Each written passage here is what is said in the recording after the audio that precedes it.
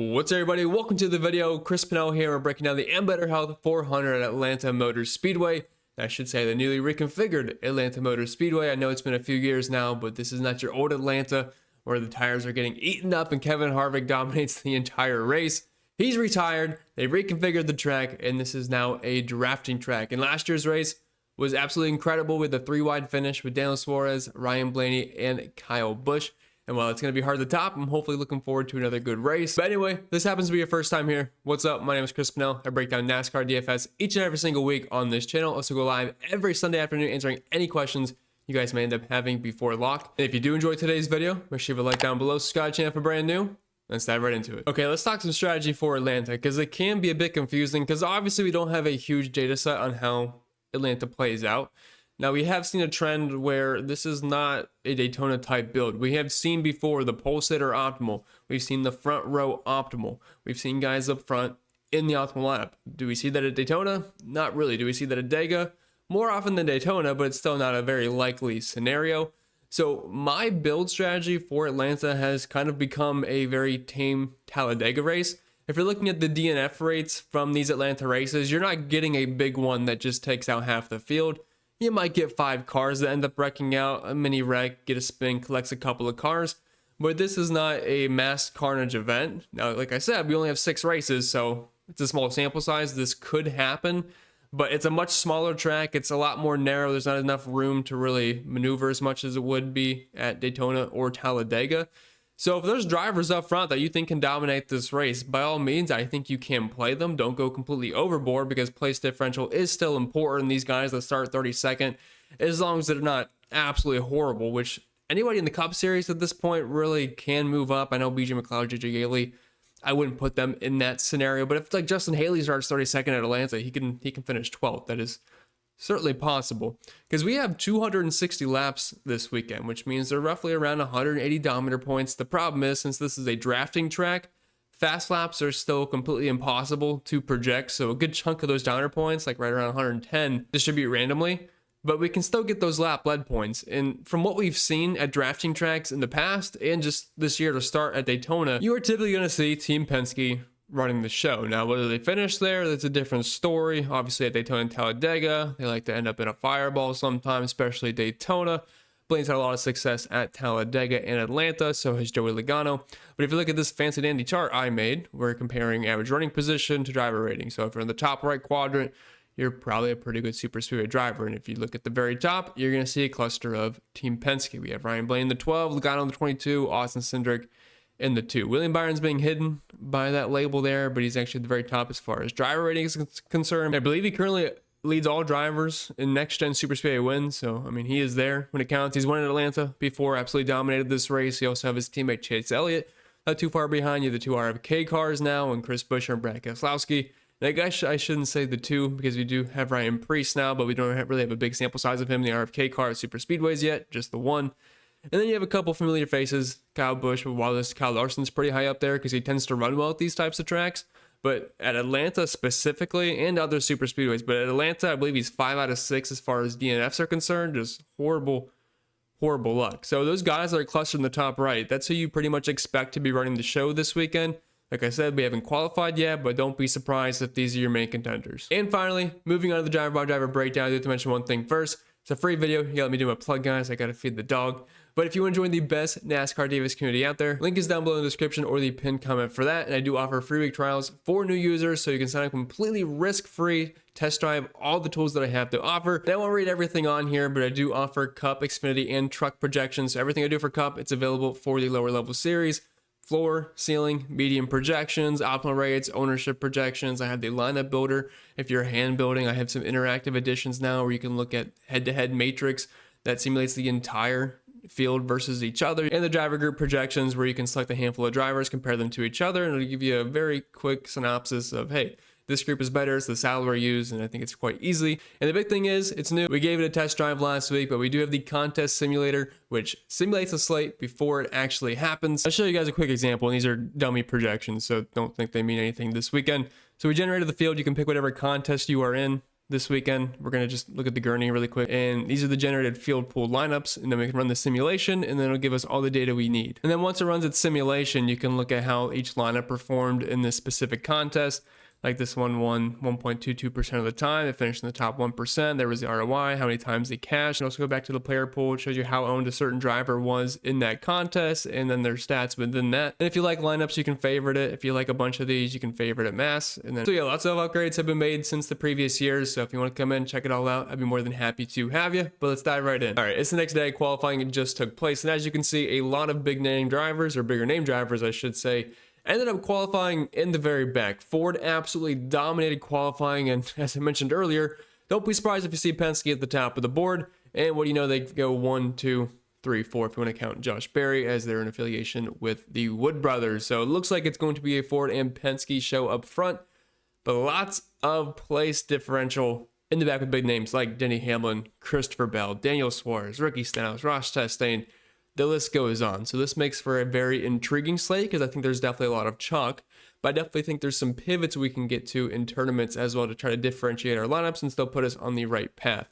So we'll start with the 9K and up group first. We have William Byron at $10,000. He'll be starting in 17th. I do have 5 outright bets, some sprinkles this weekend heading in. I have Joey Logano, Ryan Blaney, Austin Cindric, all at 10 to 1 or longer odds. So I felt pretty good about that. And obviously in qualifying, I feel good about where they are. But I also have small bets on 2 of the Hendrick drivers in William Byron and Chase Elliott. They'll be starting 17th and 18th. I find them being very similar plays. They obviously have race winning potential. We have seen that from both of them before here at Atlanta. If we pull up their numbers, it's 6 race sample size in Atlanta, but they do have some of the best numbers. William Byron does have 2 wins here, and while Chase Elliott won, I believe is at the first time, either the first or second race we were here at Atlanta. He's been very good here. So both Hendrick cars are going to be in play for tournaments, because they're going to be a lot safer than guys like Ryan Blaney, Joey Logano, Austin Cindric. So we'll kind of group these guys together. We have the Chevys, and then we have the Fords, and they're going to be starting at the very front of the pack. That's Blaney, Logano, Cindric. Then you also have Keselowski starting in 9th. He's not a Penske, but you'd have to assume he's probably going to run pretty well, but I'd have a hard time seeing him get up front and dominate over the likes of Penske. They can get a line at the beginning of the race, which they should, because they own the first 2 rows. So that brings me to my next point. I like playing some of these guys in tournaments. If you are playing cash games, it's going to be kind of tough to want to roster a pole sitter, because if anything happens to them, they're not generating fast laps. There's just a lot of downside. But in tournaments, if Blaney can lead 100 laps in this race, there's 260 laps. If he can lead 100 and win, or just finish in the top 5, that can get you there. If you want to play Joey Logano, he can lead 60 laps and win the race. That's fine. If you want to play Austin Cindric, all 3 of these drivers can win this race. They can dominate. They could all 3 split this race up. I think that's possible. I don't see a reason why Ford or Penske won't be able to control this race for the majority of it. So I like all these guys in tournaments. Keselowski is kind of in there, but I'd say he's probably a little bit lower. And then Denny Hamlin, he's like the lone wolf starting in 37th. He's going to start that chalk brigade where everyone's going to get to in cash games. He's starting pretty much dead last, only in front of BJ McLeod and JJ Yeley. If you are playing cash games, he is a lock. I hate saying the word lock in NASCAR, because obviously things can happen, but his ownership will be so high, whether he sucks or doesn't, it's perfectly fine. Play him in cash games. He honestly has race winning upside. I wouldn't expect it, but this is a super speedway drafting track, and Hamlin is capable of doing that. Then moving down to this 8K range, we have Kyle Busch, Chris Buescher, both very similar plays here. Buescher in the Ford, Kyle Busch in the Chevy. Both are okay. Like if you're building 150, you're maybe getting to a little bit of them. Personally, for me, if you're rostering guys in the top 10, I do prefer these Fords. I prefer the Penske cars. So I don't know how much of Kyle Busch I'll actually end up getting to. Same with Chris Buescher. He's going to be starting by his teammate Brett Keselowski. I mean, they're all going to be up front for the majority of the race. It's just the problem is you have to outscore these guys that are starting in the 30s and the 20s. In a track like this where fast laps aren't projectable and getting up front will probably be hard if you're not a Penske car, at least at the beginning. I don't know, they're just not going to project that well. I'd have to imagine. I've not yet ran projections. That'll be on the Patreon later, but I don't think it's going to stack up too well. Kyle Larson, Bubba Wallace, they're kind of in that dead zone where, they're not really major PD options. I don't really expect them to win this race. They're probably just going to project mid. Like we're going to have the scale of the good plays, the medium plays, and then down there, they're probably going to be right in the middle. Christopher Bell, Daniel Suarez on the other hand, these are fine cash game options. They're going to project awesome. Christopher Bell, he's ran well at Atlanta before. I know the one time I think he finished third, ends up getting the penalty because of the yellow line. and then he ends up finishing worse than what his actual result should have been. So Bell's a fantastic play. He's right there with Denny Hamlin as a cash play. Daniel Suarez right in that mix as well. And Daniel Suarez has been incredible at Atlanta. If you're looking at his numbers, for whatever reason, he just runs extremely well here. He won the race last year. 6 races, 4 top 5s, 5 top 10s, average finish of 7.3, the most DraftKings points per race, and the most FanDuel points per race. I don't know why, but Daniel Suarez is just really good here. And I mean, starting at 29th, it's hard not to like that. Starting at 13th, probably not going to get a ton of Alex Bowman. I mean, when you're starting right beside Suarez and Bell, it'll be tough. He'll be under-owned. Well, I shouldn't say under-owned. He'll be low-owned. We'll have to see what the leverage says, but I don't think. He's going to be in that Bubba Wallace and Kyle Larson range where he's just probably going to be very mid-looking. Chase Briscoe, $700. He'll be starting in 25th. Major penalty, 100 points. I guess that's why he probably got the pole for the Toyota 500. I cannot believe a Toyota got the pole over one of the Fords, and I think we found out why. Then we go right back to Atlanta the next week for a drafting track, and Briscoe is back in the slums. Starting at 25th, that puts him in play. Like, he's pretty close to the Suarez Bell plays. He'll be lower owned than them, so that could be a fine pivot, but not anything spectacular. Tyler Reddick in that same exact category. If you're looking at his numbers at Atlanta, you don't really think of Tyler Reddick as being some elite super series driver, which at Atlanta he hasn't really been. 6 races, 1 top 5, 2 top 10s. If you're looking at a large sample size of 18 races, like the guy's just, he has had a couple of good super series finishes. He won a dual race. He won Dega last year because there was a wreck. I know he finished, 2nd or 3rd last week, but he was restarting like just inside the top 20. Just all he did was avoid the wrecks. So I mean, like, starting in 19th, it's not great. He's in that Bubba Wallace, Kyle Larson range where it just looks mid. Then we have a bunch of chalk here. Ross Chastain, Ricky Stenhouse. I'm not going to skip Ryan Preece, but, well, actually, I'll just get this out of the way. Ryan Preece is like the same play as Chris Buescher and Brett Keselowski, all the RFK cars. I mean, they all qualify next to each other. They're probably going to run together. They just look mid. But Chastain, Stenhouse, and Ty Gibbs, cash game pool right there. You just jam them in, and wherever they finish, you'll just probably be happy with it. Unless they wreck, I don't see them finishing in the 30s. All these guys have top 10 potential, top 15 potential. So when they're starting all that deep in the pack and they're only in the 7K range, you play it.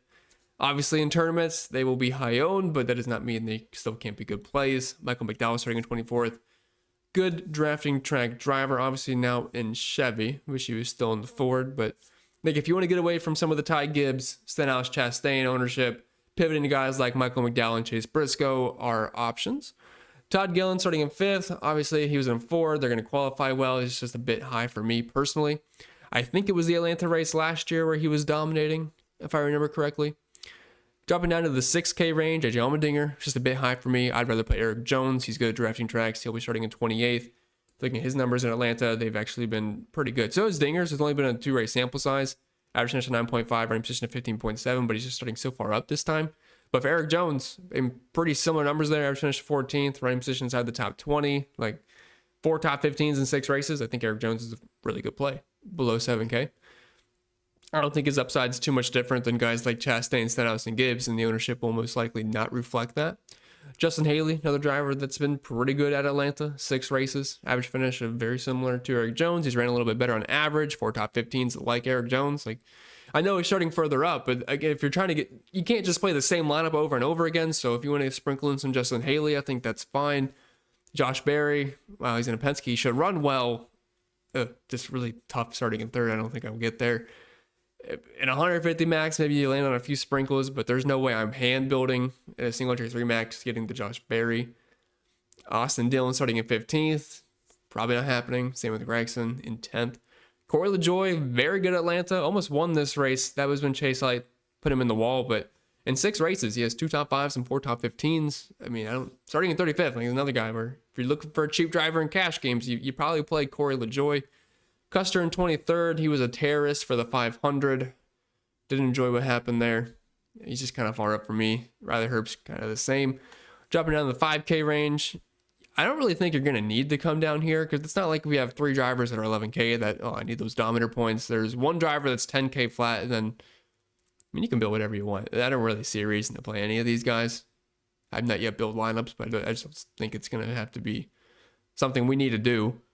Hocevar's only ran 2 races here. He scored well DraftKings wise, but starting a little bit further up in 26 is not super appealing. So honestly, you could probably avoid this range as much as possible. Maybe you get some SVG starting in 30th, but you should be fine just getting down to like your 7K range being your lowest driver, maybe a couple stabs at these guys in the 6K range, like Eric Jones and Corey LaJoie. But with that being said, that's all I got for this week's video. So I hope you enjoyed. If you did, or even if you didn't, make sure you like down below. Subscribe to the channel for brand new. If you have any questions, comments, concerns, leave them down below. I'd be more than happy to answer them. If you want to check out all the extra content over on Patreon, link is down below in the pinned comment or the description for that. Wish you all the best. I'll see you on the live tomorrow, and I'll see you all next time.